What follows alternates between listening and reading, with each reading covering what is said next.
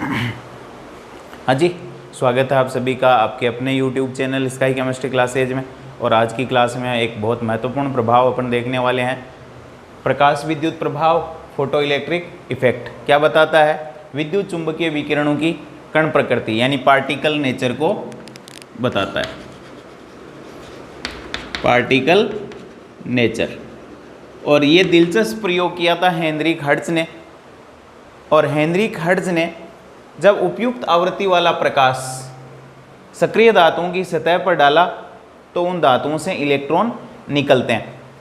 उपयुक्त आवृत्ति वाला प्रकाश जब धातु सक्रिय धातु की सतह पर पड़ता है, गिरता है, पोटेशियम, रुबिडियम और सीजियम यहाँ सक्रिय धातुओं की श्रेणी में शामिल की गई है, तो इलेक्ट्रॉन निकलते हैं। इस परिघटना को प्रकाश विद्युत प्रभाव कहते हैं। अब सक्रिय धातुएं ये क्यों है? क्योंकि ये आसानी से इलेक्ट्रॉन त्याग देती है। इनके बाह्यतम कोश में एक एक इलेक्ट्रॉन होते हैं। ये वर्ग संख्या 1 ग्रुप 1 की सदस्य क्षार धातुएं आसानी से इलेक्ट्रॉन त्याग देती है, इसलिए इनको सक्रिय धातुएं कहते हैं। तो पहले देखते हैं डेफिनेशन।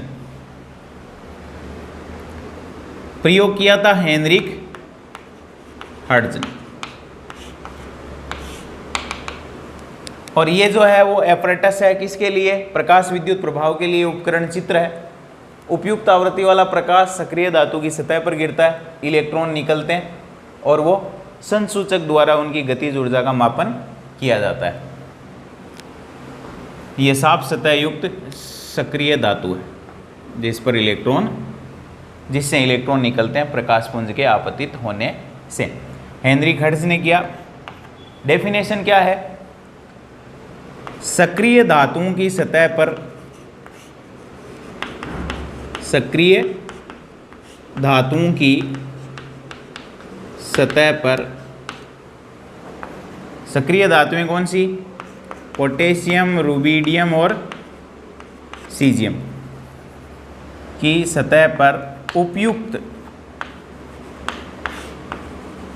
आवृत्ति का प्रकाश डालने पर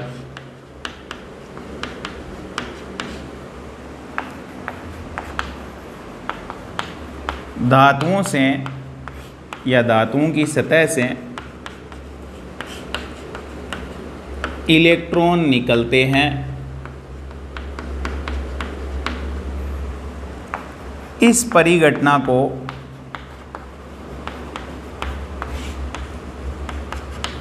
प्रकाश विद्युत प्रभाव कहते हैं। प्रकाश विद्युत प्रभाव कहते हैं। सक्रिय धातुओं की सतह पर जब प्रकाश पुंज आपतित होता है तो इलेक्ट्रॉन निकलते हैं। इस परिघटना को प्रकाश विद्युत प्रभाव कहते हैं। और यहाँ उपयुक्त आवृत्ति वाला प्रकाश क्या होता है उसकी भी आगे बात करने वाले हैं। अब इस सिद्धांत के इस प्रभाव के मुख्य बिंदु क्या रहे, क्या निष्कर्ष निकाले, तो इस सिद्धांत के मुख्य बिंदुओं की चर्चा करते हैं अपन। पहला बिंदु है कि प्रकाश पुंज के धातु की सतह से टकराने और इलेक्ट्रॉनों के निकलने में कोई समयांतराल नहीं होता है, यानी इलेक्ट्रॉन तुरंत निकलते हैं जैसे ही प्रकाश पुंज गिरता है। प्रकाश पुंज के धातु की सतह पर टकराने और इलेक्ट्रॉनों के निष्कासन में कोई समयांतराल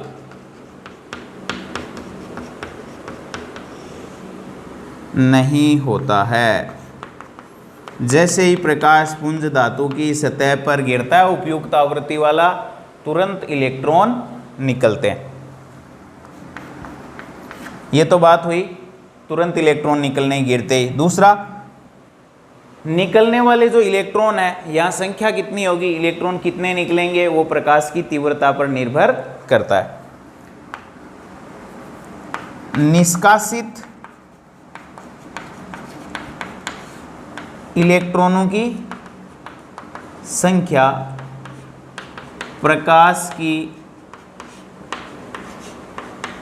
तीव्रता पर निर्भर करती है।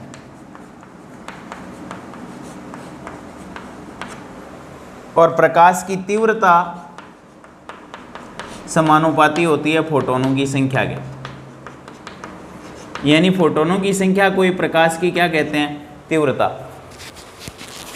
जितने अधिक फोटोन होंगे उस प्रकाश की तीव्रता उतनी ही क्या होगी, ज़्यादा होगी।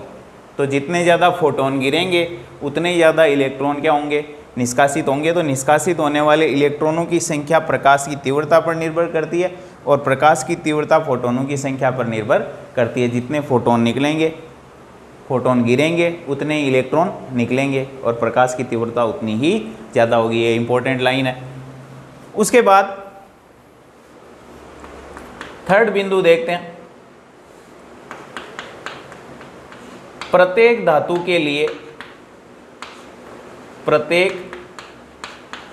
के लिए एक अभिलाक्षणिक न्यूनतम आवृत्ति होती है। एक अभिलाक्षणिक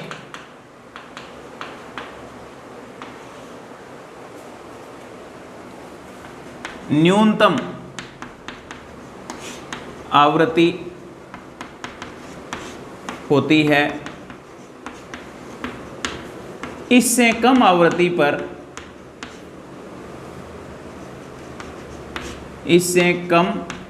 पर प्रकाश विद्युत प्रभाव प्रदर्शित नहीं होता है। यानी प्रत्येक धातु के लिए एक मिनिमम फ्रीक्वेंसी चाहिए, उस पर इलेक्ट्रॉन निकलते हैं। उससे कम आवृत्ति वाला प्रकाश डालने पर प्रकाश विद्युत प्रभाव प्रदर्शित नहीं होता है। इसे या इस आवृत्ति को देहली आवृत्ति, जो मिनिमम आवृत्ति चाहिए इलेक्ट्रॉन निकालने के लिए किसी धातु की सतह से, वो मिनिमम आवृत्ति क्या कहलाती है, देहली आवृत्ति या थ्रेशोल्ड फ्रीक्वेंसी कहलाती है। थ्रेशोल्ड फ्रीक्वेंसी कहलाती है। यानी आवृत्ति न्यू ऑलवेज ग्रेटर देन होनी चाहिए, किससे ज़्यादा होनी चाहिए, न्यू जीरो से। न्यू तो क्या है, आवृत्ति है। न्यू जीरो क्या है यहाँ, थ्रेशोल्ड फ्रीक्वेंसी या देहली आवृत्ति है। यानी देहली आवृत्ति से आवृत्ति क्या होनी चाहिए, वो हमेशा ज़्यादा होनी चाहिए। प्रकाश पुंज की आवृत्ति ज़्यादा होनी चाहिए, किससे, देहली आवृत्ति से, तो ही प्रकाश विद्युत प्रभाव प्रदर्शित होगा। न्यू तो है आवृत्ति और न्यू नोड है देहली आवृत्ति। तो आवृत्ति जो है प्रकाश पुंज की हमेशा देहली आवृत्ति से ज़्यादा होनी चाहिए, नहीं तो प्रकाश विद्युत प्रभाव प्रदर्शित नहीं होगा। उदाहरण के लिए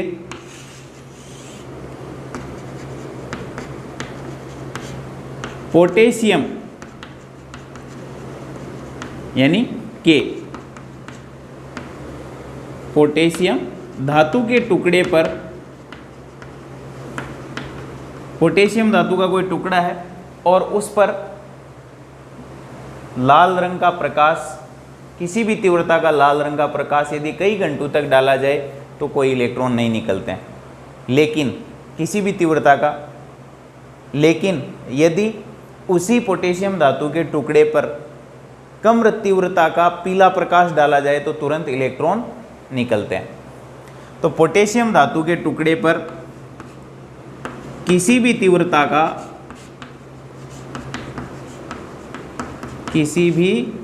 का लाल प्रकाश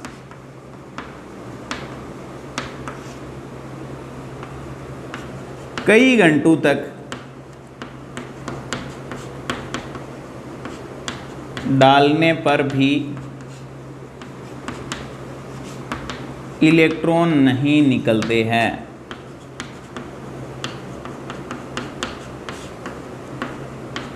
परंतु अब लाल प्रकाश के लिए इसकी आवृत्ति होती है लाल प्रकाश की 4.3 से 4.6 गुणा 10 की घात 14 हर्ट्ज। इस फ्रीक्वेंसी रेंज में होता है लाल प्रकाश। यदि कई घंटों तक डाल दें किसी भी तीव्रता का, यानी जिसमें फोटोन कितने हो, तीव्रता का मतलब फोटोनों की संख्या कितनी हो, कोई फर्क नहीं पड़ता। लेकिन यदि कम तीव्रता का पीला प्रकाश, इसकी फ्रीक्वेंसी रेंज होती है 5.1 से 5.2 गुणा 10 की घात 14 हर्ट्ज की, परंतु कम तीव्रता का जिसमें फोटोनों की संख्या कम है, पीला प्रकाश पोटेशियम की सतह पर डालने पर तुरंत इलेक्ट्रॉन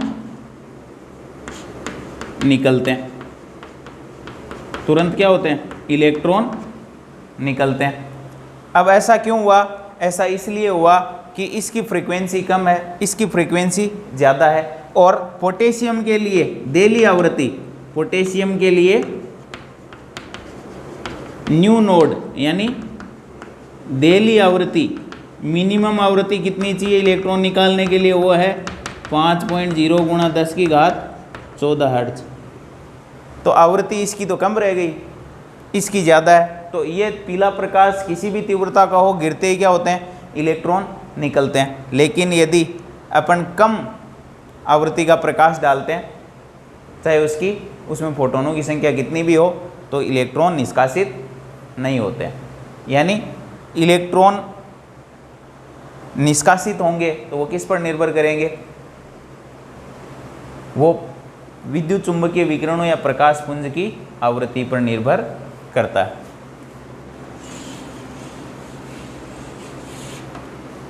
यानी धातु की सतह से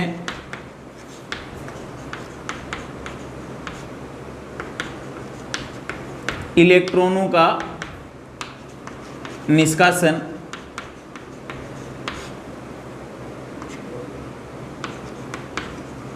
प्रकाश पुंज की आवृत्ति पर निर्भर करता है।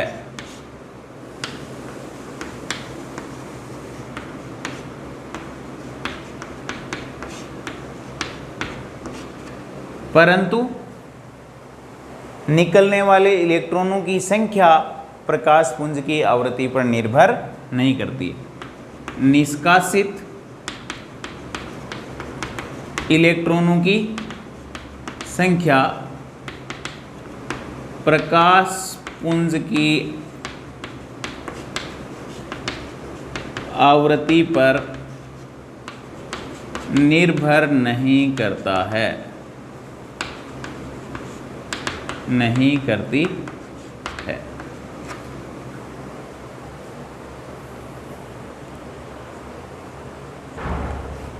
ये तो बात हुई कुछ मुख्य मुख्य बिंदुओं की।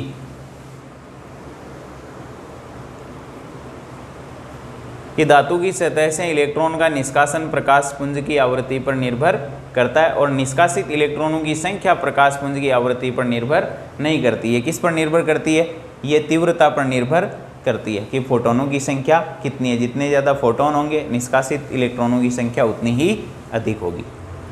अब देखो नेक्स्ट, जब पर्याप्त ऊर्जा वाला फोटोन धातु की सतह पर गिरता है या आपतित होता है तो तुरंत इलेक्ट्रॉन निकलते हैं। और फोटोन की जितनी ज़्यादा एनर्जी होगी वो उतनी ज़्यादा इलेक्ट्रॉन को एनर्जी देगा और इलेक्ट्रॉन उतनी तेज़ी से गति करेगा। जब पर्याप्त ऊर्जा वाला फोटोन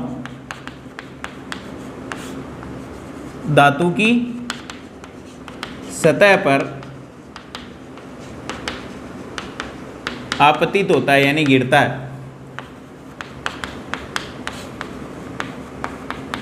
तो इलेक्ट्रॉन निकलते हैं। इलेक्ट्रॉन क्या होंगे, निष्कासित होंगे तथा फोटोन की ऊर्जा जितनी अधिक होती है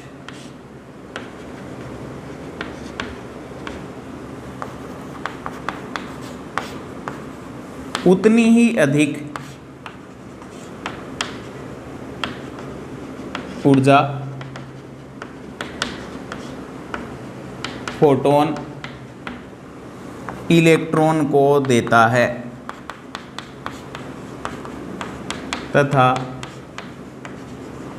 निष्कासित इलेक्ट्रॉन की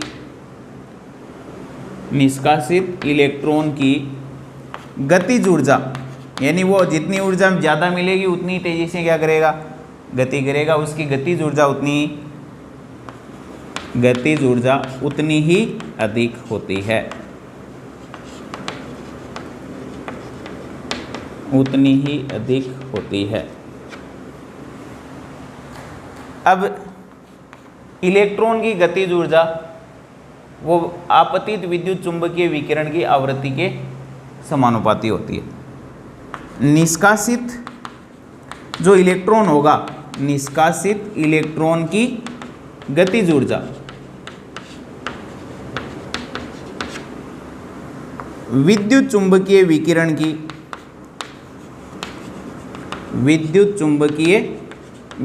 की आवृत्ति के समानुपाती होती है या उस पर निर्भर करती है। निष्कासित इलेक्ट्रॉन की गतिज ऊर्जा उतनी ज़्यादा होगी जितनी विद्युत चुंबकीय विकिरण की आवृत्ति होगी, यानी काइनेटिक एनर्जी समानुपाती होगा किसके, आवृत्ति के। जितनी ज़्यादा प्रकाश पुंज या विद्युत चुंबकीय विकिरण की आवृत्ति होगी, निष्कासित इलेक्ट्रॉन की गतिज ऊर्जा उतनी ही ज़्यादा होगी।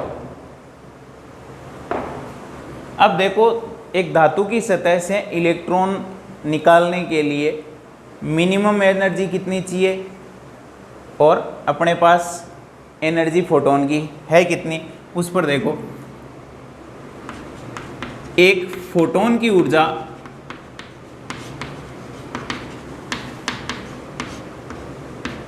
E है तथा इलेक्ट्रॉन निकालने के लिए धातु की सतह से निकालने के लिए आवश्यक न्यूनतम ऊर्जा E नोड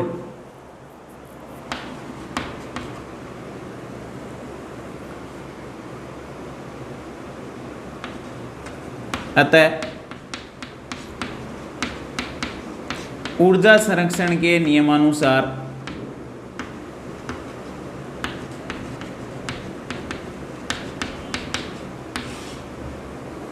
शेष जो ऊर्जा होगी, यानी अपने पास जो फोटोन है उसकी एनर्जी तो E है, अपने को इलेक्ट्रॉन निकालने के लिए आवश्यक ऊर्जा E नोड चाहिए, तो शेष ऊर्जा कहाँ जाएगी, वो इलेक्ट्रॉन को गतिज ऊर्जा प्रदान करने में प्रयुक्त हो जाएगी। यानी फोटोन की एनर्जी इतनी है, इसकी ज़्यादा है, अपने को इलेक्ट्रॉन निकालने के लिए चाहिए इतनी एनर्जी, तो इन दोनों का अंतर शेष ऊर्जा कहाँ जाएगी भाई, इसमें से इतनी एनर्जी तो काम में आ जाएगी इलेक्ट्रॉन को निकालने में, शेष ऊर्जा तो यानी इन दोनों का अंतर वो होगा इलेक्ट्रॉन को गतिज ऊर्जा प्रदान करने में प्रयुक्त होगी। और गतिज ऊर्जा के ई बराबर होता है 1/2 mv², गतिज ऊर्जा बराबर हो, ये सब जानते हैं आप। अब E प्लांक के क्वांटम सिद्धांत से, प्लांक के क्वांटम सिद्धांत से E बराबर क्या है, h न्यू होता है, इसलिए E नोड बराबर क्या हो जाएगा, h न्यू नोड। तो E की जगह h न्यू रख दो ऊपर वाले समीकरण में, और E नोड की जगह क्या रख दो, h न्यू नोड बराबर 1/2 mev², ये आ जाएगा। ये अपनी एक समीकरण आ गई है, इसको दे देते हैं 1 नंबर। फिर H कॉमन ले लो, H कॉमन ले लिया, न्यू माइनस न्यू नोड बराबर 1/2 MEV², ये समीकरण अपनी दूसरी आ गई। फिर न्यू बराबर होता है C/λ, तो न्यू नोड बराबर हो जाएगा C/λ नोड। तो वैल्यू रख दो, देखो 2 नंबर में इनकी न्यू की वैल्यू न्यू की जगह रख दो C/λ और न्यू नोड की C/λ नोड। तो ये हो जाएगा H, ये हो जाएगा C/λ माइनस C/λ नोड बराबर 1/2 MEV²। C कॉमन आ जाएगा, तो ये हो जाएगा HC1/λ माइनस 1/λ नोड बराबर 1/2 MEV²। ये एक समीकरण और आ जाएगी। अब यहाँ H आपको पता ही है, H बराबर प्लांक स्थिरांक है, बराबर 6.626 इंटू 10⁻⁻34 जूल सेकेंड। C प्रकाश की चाल है, वो होती है 3 × 10⁸ मीटर प्रति सेकेंड। लैम्डा क्या है? तरंग दैर्ध्य, विद्युत चुंबकीय विकिरण की तरंग दैर्ध्य। लैम्डा नोड क्या है? देली तरंग दैर्ध्य। देली आवृत्ति क्या होती है? वो न्यूनतम आवृत्ति जिससे कम आवृत्ति पर प्रकाश विद्युत प्रभाव प्रदर्शित नहीं होता है। तो ये देली आवृत्ति तरंग दैर्ध्य, आवृत्ति तरंग दैर्ध्य एक दूसरे के रिवर्सिबल चलती है। तो लैम्डा नोड यानी देली तरंग दैर्ध्य वो मैक्सिमम यानी अधिकतम तरंग दैर्ध्य जिससे उच्च तरंग दैर्ध्य पर प्रकाश विद्युत प्रभाव प्रदर्शित नहीं होता है।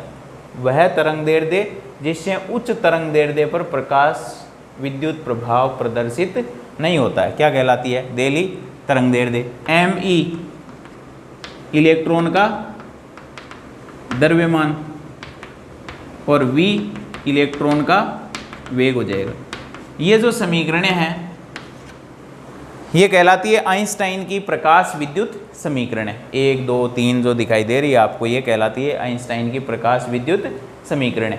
अब जिस प्रकाश की तीव्रता ज़्यादा होगी उसके द्वारा निष्कासित इलेक्ट्रॉनों की संख्या भी ज़्यादा होगी, यानी निष्कासित होने वाले इलेक्ट्रॉनों की संख्या प्रकाश की तीव्रता पर निर्भर करती है। जिसकी तीव्रता ज़्यादा उसमें निष्कासित इलेक्ट्रॉन ज़्यादा होंगे और जिस प्रकाश की तीव्रता कम उसकी निष्कासित इलेक्ट्रॉनों की संख्या कम होगी। और प्रकाश की तीव्रता फोटोनों की संख्या पर निर्भर करती है।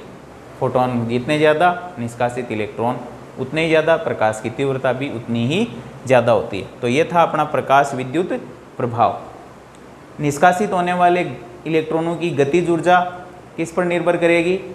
गतिज ऊर्जा निर्भर करेगी विद्युत चुंबकीय विकिरणों की आवृत्ति पर, और निष्कासित इलेक्ट्रॉनों की संख्या प्रकाश की तीव्रता पर यानी फोटोनों की संख्या पर। अब यहाँ देखो ये जो E नोड जिसको लिखा है इसको अपन W नोड भी कहते हैं। कार्य फलन। कार्य फलन क्या है? इलेक्ट्रॉन को धातु की सतह से निकालने के लिए जो न्यूनतम आवश्यक ऊर्जा है उसको कहते हैं कार्य फलन, W नोड।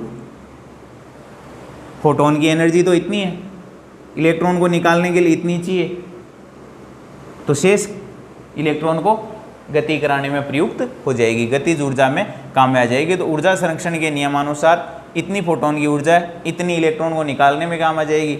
इन दोनों का अंतर शेष हो जाएगा गतिज ऊर्जा के बराबर 1/2 mv²। और इसकी सहायता से अपन आइंस्टाइन की प्रकाश विद्युत समीकरणें व्युत्पन्न कर सकते हैं। ये था अपना प्रकाश विद्युत प्रभाव। बहुत ही महत्वपूर्ण इंपॉर्टेंट टॉपिक है प्रकाश विद्युत प्रभाव।